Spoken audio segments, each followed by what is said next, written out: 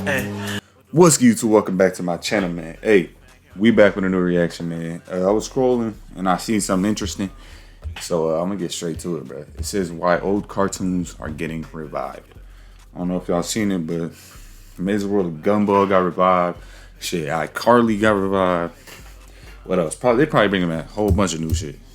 Well, it's not new, but you feel me. Let's get straight to it, though. The hype of cartoon shows from their prime in the 90s to the late 2010s was something we thought would never stop. Every year we had new Gang, Ed, Edd n Eddy, classic. bangers that was dropping that everyone was watching. At the time when cable TV was actually worth it. Y'all remember cable TV? Good times. There wasn't a time as a kid I wasn't Adventure Time, bro. That shit was crazy. entertained while watching cartoons. It's sad to know that whole era that we grew up in and every Damn, bro. Oh, let me back it up 5 seconds, bro. time as a kid I wasn't entertained while watching cartoons. It's sad to know that Bro, look. Dexter, Powerpuff Girls, Johnny Bravo, Ed, Edd n Eddy, Samurai Jack, Courage. That is crazy. And then next, SpongeBob, Fairly Odd Parents, Avatar, Danny Phantom, Invader Zim, and Jimmy Neutron. whole era that we grew up in and every generation for the past In the last category, we got Adventure Time, Regular Show, Gumball, Steven Universe, Bear Bears, and Teen Titans Go. I watched every last one of these except fucking Bear Bears and Steven Universe. 30 years basically has, is never coming back and is officially dead. The amount of people watching cable TV has been dropping and dropping for a decade, and the amount of kids is even less. I don't even remember the last time I booted up my TV to browse through channels and see what was on. And because instead of watching cartoons, kids are choosing to watch TikTok and streamers, all our childhood networks are hanging on a thread. Like, none of these networks have had a hit in years, and they don't even try to make them anymore. Because it's too risky for the investors putting their money into Now that I think about it, bro, when was the last, what was the last new cartoon you seen, bro? And I'm not talking about Invincible and no shit like that. I'm talking about like cartoon like these, bro. show that isn't guaranteed to get them money. From a business standpoint, it kind of makes sense, but it still sucks. Like, instead of paying for a new season of a show that might flop and get terrible ratings, they could pay 1/15 of the amount to the kid's favorite influencer and have them guaranteed buy whatever sponsor it is. Kids are sponges that soak up anything they consume, so the sponsors are gonna go to what they consume. Dude, when I was younger, I remember seeing that Fushigi ad all the time and foaming at the mouth, ready to Biggest scam ever, bro. This shit got me so bad because I got one. Bro, I was hurt. I wanted to go to court, all that, bro. That was a real scam, my nigga. This was not magic at all. It was just a ball. It was just a ball. It was hot. jump out my seat to buy one of them. Then it turned out the whole thing was a scam and it was just a regular metal ball. My younger self could have never comprehended that. Good thing my parents were too poor to get me one. Because of the continuous downfall of these channels, they had to start thinking of something else. The original Cartoon Network studio had to shut down last year and merge with Warner Bros. Because of spending. So clearly everything isn't going well. And all these companies know the one way to get your money back guaranteed is nostalgia. Which is why so many cartoon shows are getting either revived or rebooted. To list off some, Phineas and Ferb got rebooted and is already releasing episodes. The Amazing World of Gumball is coming back this year. Regular Show is coming back this year. King of the Hill is coming back this year. Futurama is coming back. Alright, hold on. They could do something with King of the Hill now. They could do something with that. Hold up. Shout my nigga This year. Regular Show is coming back this year. King of the Hill is coming back this year. Futurama is coming back this year. And of course, the greatest of them all, Mickey Mouse Clubhouse is coming back this year. What? All the other shows, all I needed to hear was Mickey's back. All these shows are coming back for one main reason, like I said, which is nostalgia. Millennials and Gen Z are known to eat up any reboots or revivals that come out. Like, no matter how good or dog they are, people are sad and fiending for the new season. A perfect example of how this could go bad, though, is the Velma show. I still can't comprehend that a bunch of board directors sat down. They made this? They made a show all about Velma? And she's black? Example of how this could go bad, though, is the Velma show. I still can't comprehend that a bunch of board directors sat down in a room and had this pitched to them and decided to make it. Since a lot of people have nostalgia for Scooby-Doo through the cartoons and movies, the Velma show was guaranteed to viewers off the jump. Once people started watching and realizing how dog it was, because people were still watching and hate watching, it managed to get a second season. So just because of the nostalgia alone of Scooby-Doo, the Velma show automatically got viewers, then automatically got a second season because people were hating on it. And best believe these studios know that now that we're grown, we got grown money to be spent. Whenever they do sell some type of merch, we immediately run to buy for the nostalgia. A lot of these companies do make money off of licensing them and their merch. Like, I guarantee everyone here has at least a poster, a figure, or whatever of their favorite childhood character. It don't even gotta be Not gonna lie, I'm tripping. good. I've seen the most bull cartoon merch get shilled on TikTok and they end up having a ton of sales. But some people also complain about these shows coming back. Mainly because they feel it's just coming back so the studio can make more money from it, and because of that, the story's gonna have less effort put into it, which is exactly how people felt about Teen Titans when it got rebooted. I feel bad for the people that didn't get to experience watching episodes. Bro, Teen Titans Go wasn't ass though. Like, it wasn't ass. The original one was way better, but like Teen Titans Go wasn't ass, bro. It was more for the jits. Like, So it's a Teen Titans Late Night on Boomerang. Boomerang is a crazy pull. Some of y'all probably forgot. gang, Boomerang. This is like the equivalent to like, man, Teen Nick or like fucking Nick at Night or something like that. Like, bro, this is crazy, bro. Boomerang. Damn. I kind of wish I didn't bring it up for this vid because I just found out they changed their logo to whatever the this is. You see, this is exactly why we're all depressed. Every company decided to start becoming bland in like 2015. When Teen Titans Go started airing for years, people were ripping Cartoon Network apart for having the show. Funny to know, now it's the only thing Cartoon Network relies on. Like, bro, it wasn't that bad in the beginning. Like, come on now. It wasn't that bad, bro. To stay alive. Like, at this point, instead of naming it Cartoon Network, it should be called Teen Titans Go Network. But anyone who remembers being there at the time, the hate was never ending. People were boycotting Cartoon Network, saying they won't watch it anymore until the show was taken off. Because if you think of it, it does affect Cartoon Network overall. They have a budget for Teen Titans Go, so that money could have gone to a new show or rebooting a show a lot of people like. It was also taking up a lot of airtime, so it makes sense why people were mad. If only they saw how it looked like now, yeah, that would give them a heart attack. But cartoons like Teen Titans Go are the reason why people get scared when their favorite series gets a reboot. They don't want it to be a cash grab and have trash writing. Teen Titans Go now is kind of like, though, it's weird how shows switch up from hate to love over time. Mainly because the Yeah, obviously, because, bro, like, they got over themselves and they stopped hating. The beginning of this show wasn't bad.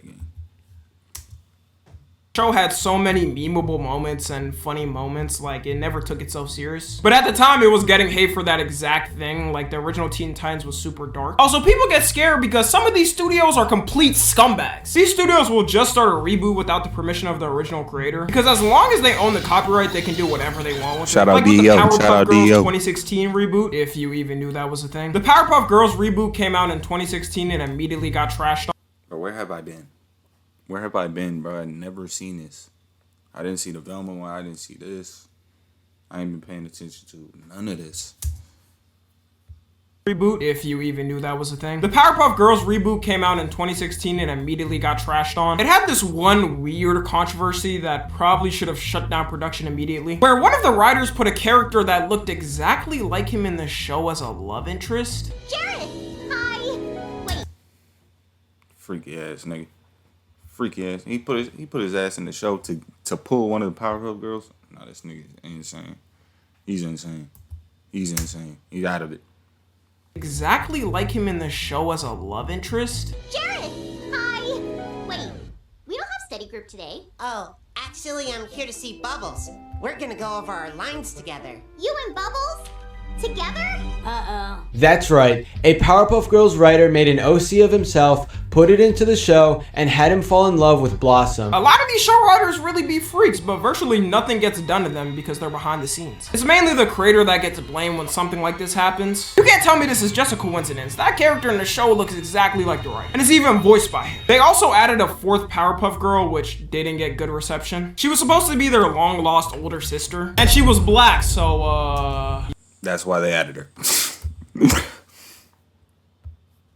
didn't get good reception. She was supposed to be their long-lost older sister, and she was black, so You can guess how the conversations on the internet went about it. Did they need to make her black? No, but is it really that deep? No, like, it's a kid's show that little girls watch. Who cares? dang. You got grown men crashing out over a show their daughter's age are watching. But other than that, people didn't like her character. A lot of these shows later on will add an unneeded addition for some reason to, I guess, bring up viewers. But it almost never works. Like, who remembers Sparky from Fairly Odd Parents? And then right after they added Chloe. I've never seen a new character kill a show as fast as Fairly Odd Parents. And to top it all off with the Powerpuff Girls reboot, the original creator didn't even approve of it. He tweeted out at the time, when Cartoon Network told me they were making more, I told them that I wish they wouldn't, but from a financial standpoint, I know why they did. You always gotta respect creators who know when the time of their show has come and don't want to milk it to ruin the legacy. But just because I'm giving that example, it doesn't mean all reboots go down that path. A lot of times, studios try to hire back the original creator and teams that worked on it because they would know what direction to take it compared to a complete new person. I would say if you have a favorite show that is getting the cash grab treatment and the original creator has zero say in it, there's no point in watching it because it's probably not going to be good. And sometimes studios even give creators full control over everything. Like for the new regular show reboot, JG Quintel is basically controlling everything about it. It's even airing on Adult Swim because he's been—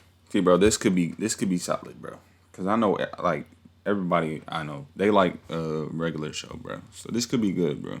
If it's the same people and everything, and they just not trying to do too much, they could do something with that. wanting to work on a more adult version of the show. He probably knows a lot of his audience is now grown who watched it too. You know it. All of regular show. See, that director knows good, bro. He better have cuss words and all that. Like, you know what's up. Work on a more adult version of the show. He probably knows a lot of his audience is now grown who watched it too. All of regular show definitely had some hidden adult jokes. Them eating wings was a sign of them drinking. And this man Benson, every time he became depressed, was at the wing bar downing them. Like a middle-aged divorced man coming back from a office job that he hates just to wind down. A lot of people also don't like these reboots because they try to— Benson is like Squidward brother, bro. They're like twins. Back from a office job that he hates just to wind down. A lot of people also don't like these reboots because they try to appeal to things that the younger generation likes. And a lot of times it ends up being cringe. There could be times where they actually pull off the joke and it ends up being funny. But imagine in a new regular show episode, they got a plot randomly like, dude, Rigby, it looks like the Skibbity toilet's trying to destroy the park with the max level. Bro, if they start pulling out memes, nigga, I'm gonna be hot. Like, if I hear a Riz in any of these shows, nigga, it's done. I'm cutting it off. Yeah, but I know he gets no huzz. Mordecai, TSPMO, we gotta fix this before Benson finds out. Reboots trying to appeal to the younger generation is something that's gonna 100% happen. It just depends on how well they execute it. In adult shows, it's easier because they can make darker jokes about it. But kid shows, it has to be washed down to be family friendly. Like, I remember watching the new Sonic movie that came out and Eggman started randomly flossing in it. It was obviously cringe to me, but it's made for kids, and to a kid that would probably be funny. Like with the King of the Hill reboot, you can tell they're gonna incorporate newer topics that the cartoon shows can. In the intro, they're wearing COVID masks, so they're definitely gonna cover that. They also have a mayor sign, so they're probably gonna incorporate politics and how wild it is now. Nowadays, kids prefer adult shows more than ever. Don't get me wrong, okay? Growing up, I was— You know how many jits I seen talking about The Boys? Like, y'all niggas should not be watching that, bro. How wild it is now. Nowadays, kids prefer adult shows more than ever. Don't get me wrong, okay? Growing up, I was definitely watching Family Guy and South Park and American Dad. But I was still watching the cartoon shows that aired on Cartoon Network. If you see how popular South Park has exploded on TikTok, it'll show you what I'm talking about. You got like elementary school kids with profile pictures of Eric Cartman. Nowadays, the younger generation is skipping all the cartoons and speedrunning to the adult ones, which is probably another reason why these networks have been failing. It feels too corny to them to watch a kid's show with watered down humor. Imagine you're the one kid still watching Disney Channel, meanwhile everyone else in your class is watching South Park and sending memes to each other. The thing that sucks with these reboots to me is that it does force studios to not be creative. They're always gonna go with the safe pick over the risk. It's exactly why Disney has been spamming out live actions for the past 10 years. Hey, I heard Disney said they done doing that. After the last one flopped, they said they done. Congrats, bro. We've been waiting for the day y'all were gonna start making them live action reboots, bro. Every last one I seen was trash, bro. And maybe it wasn't trash, but it wasn't nothing new. It was just the same exact movie in live action form. Like, bro, where the creativity at? to each other. The thing that sucks with these reboots to me is that it does force studios to not be creative. They're always gonna go with the safe pick over the risk. It's exactly why Disney has been spamming out live actions for the past 10 years, even though everyone hates them now and doesn't want them anymore. But more and more they've done it to the point where it feels like we have nothing new. And they don't be thinking if they do have a new show that's a hit, that's generational wealth right there, probably more than they make with the reboot. You can only do reboots for so long until everything becomes a reboot and then you're forced to make a new show. Because all the shows that are getting rebooted were originally risk at one point. Imagine Steven Hillenburg pitching SpongeBob at first. Alright, so you're telling me he's a sentient sponge that lives in a pineapple, who cooks burgers and his boss is a crab who takes all his money, while his coworker hates his life and wants to end it. Hey, me personally, SpongeBob is the greatest cartoon ever. Like, bro, lessons every episode, little funny jokes, little, like, different adventures every episode. Like, bro, SpongeBob is the best of all time. Burgers and his boss is a crab who takes all his money, while his coworker hates his life and wants to end it every day, and his best friend is a starfish. Great. Get the f out of my office. I have no clue how he pitched the show, but rest in paradise is Steven Hillenburg because he created a goat. SpongeBob is also an example of a show that should have stopped a long time ago. Like, when No, hold on. Maybe not these movies, bro, but this movie. Hold on, let me move, bro.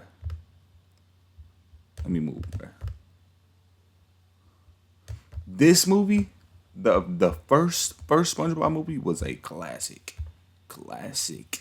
Yes. And then the Christmas one, classic. But these ones, let me move my shit back.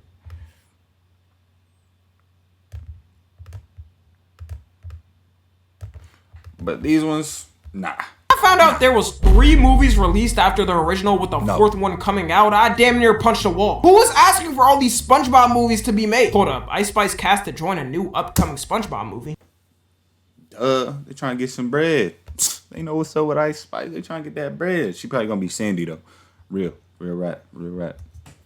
I speak for everyone when I say we will be in theaters, sat down expeditiously, popcorn in our lap, waiting for. Anyways, that's gonna be everything. Let me know which reboot you're most hyped about and why it's a regular show. Make sure to follow me on Twitch in the second. All right, y'all. That's all we got for this one. Shout out to Tommy NFG for the video. If you got anything else like this you want me to react to, drop it down in the comments, bro. But that's all we got, man. We out.